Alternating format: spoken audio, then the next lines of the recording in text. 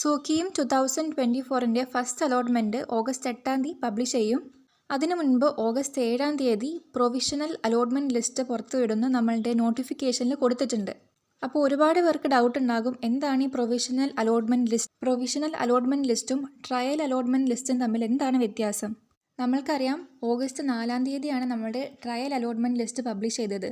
August 4 കൊടുത്തത്, പക്ഷേ ഏകദേശം ഒരു 5 രാവിലേക്ക് ആയപ്പോഴാണ് നമ്മളുടെ ട്രയൽ അലോട്ട്മെൻറ്റിൻ്റെ ലിസ്റ്റ് പുറത്ത് വന്നത്. പക്ഷെ നമുക്കറിയാം, ഓഗസ്റ്റ് 5 വൈകുന്നേരം 5 മണി വരെ ഓപ്ഷൻസ് രജിസ്റ്റർ ചെയ്യാനും അതേപോലെ ഓപ്ഷൻസ് നമുക്ക് ചേഞ്ച് ചെയ്യാനുള്ള സംവിധാനം ഉണ്ടായിരുന്നു. സോ ഓപ്ഷൻ രജിസ്ട്രേഷൻ കഴിയുന്നതിന് മുൻപേ നടന്നിട്ടുള്ള ഒരു അലോട്ട്മെൻ്റ് ആണ് ഈ ട്രയൽ അലോട്ട്മെൻറ്റ് എന്ന് പറയുന്നത്.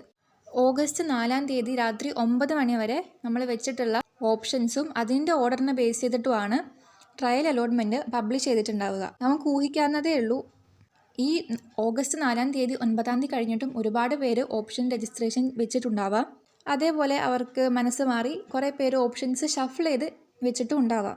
അപ്പോൾ ഇനി വരാൻ പോകുന്ന ഈ പ്രൊവിഷണൽ റാങ്ക് ലിസ്റ്റ്, അതായത് താൽക്കാലിക അലോട്ട്മെൻറ്റ് ലിസ്റ്റ്, ട്രയൽ അലോട്ട്മെൻറ്റ് പോലെ തന്നെ ആയിരിക്കില്ല.